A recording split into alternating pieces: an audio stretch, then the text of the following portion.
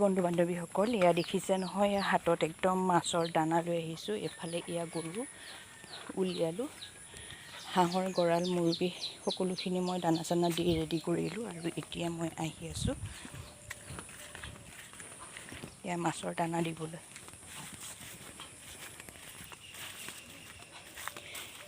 ৰাতিপুৱা ৰ'দ নোলোৱালৈকে মানে ধুমাধুম কামখিনি কৰি ল'লে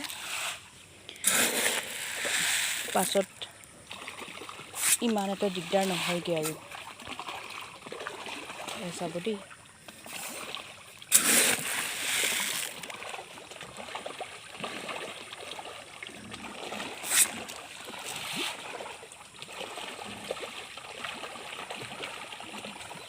এতিয়া 6টা বাজি গৈছে, 6:10 হৈছে সময়। এইখিনি কৰি লোৱাৰ পাছতে মই আকৌ এতিয়া গাহৰি ঘৰ ধুব লাগিব। তাৰপিছত গোবৰ জাবৰ পালে সকলোখিনি কৰি ভিতৰত সোমামগৈ। আৰু যিহেতু পথাৰতো মানুহ আহিছে, পথাৰৰ যা যোগাৰ কৰিব লাগিব।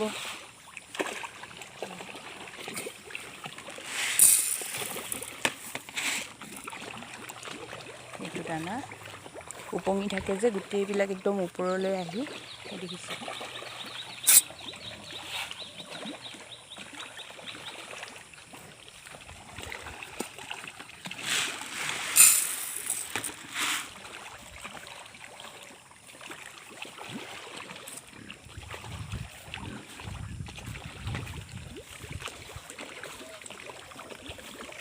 আগলৈ যাবলৈ মানে গোটেই জংঘল হৈ গৈছে যে, আগলৈ যাবলৈ ভয় লাগে।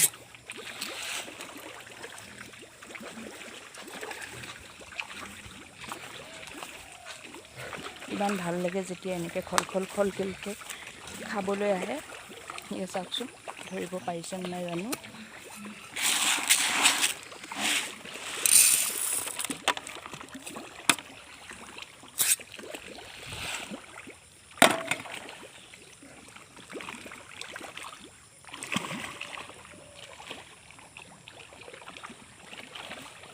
তাহাঁতে খেলি দিয়াৰ লগতে আঁতৰি গৈ থাকিব নহয় দানাবোৰ, তেতিয়া আগৰ মাছখিনিও পাই যাব। আৰু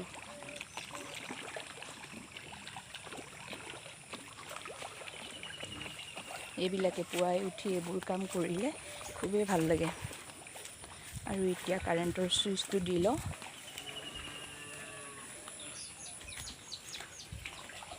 আৰু মোৰ কি হৈছে, নেউল আৰু গুৰিৰ পৰা মই পোৱালিবোৰ ডাঙৰ কৰিব নোৱাৰা হৈছোঁ। এয়া যে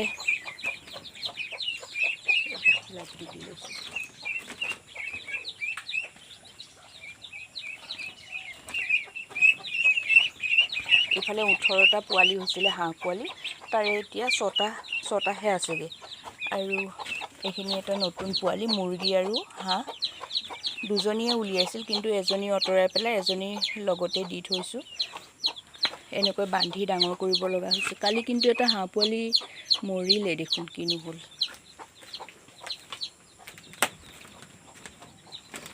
আৰু এতিয়া পানী মটৰৰ চুইচটো দি লৈছোঁ। আৰু এতিয়া গাহৰি ঘৰটো ধুই লওঁগৈ, কাৰণ এজনী গাহৰি আজি হয়তো জগু হৈ আছে। যদিহে লেতেৰা কৰি থোৱা যায়, পোৱালি হোৱাৰ পাছততো লগে লগে ধুব কৰিব নোৱাৰিয়েই 3 দিনলৈ।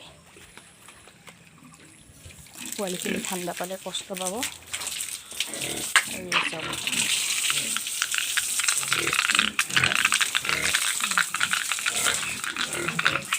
এনেকৈ যেতিয়া ব্যস্ত হৈ থকা যায় বহুত ভাল লাগে। ব্যস্ত হৈ থাকিলে নানান কথা মনলৈ নাহে। আৰু এনেকৈ ইটোৰ পাছত সিটো যেতিয়া কাম কৰি যোৱা হয় খুবেই ভাল লাগে। আৰু ইহঁতে এইজনী জগিব লগা গাহৰিজনী, এই সন্ধিয়া ধুই থোৱা যে ৰুম ধুনীয়া চাফা হৈ আছে, আৰু ইমান লেতেৰাও কৰা নাই। ঠিক আছে। আৰু এইফালে চাউকীয়া পথাৰত আহি পেলাই কঠীয়া উঠোৱাত লাগি এইবিলাক কৰি গৈ ধুমাধুম গাটো ধুই, আৰু পিছত তেওঁলোকলৈ খালি জলপান বনোৱা কামটো বাকী আছেগৈ, সেইখিনি কৰিব লাগিব। বাৰু আহিলে, বাই বাই।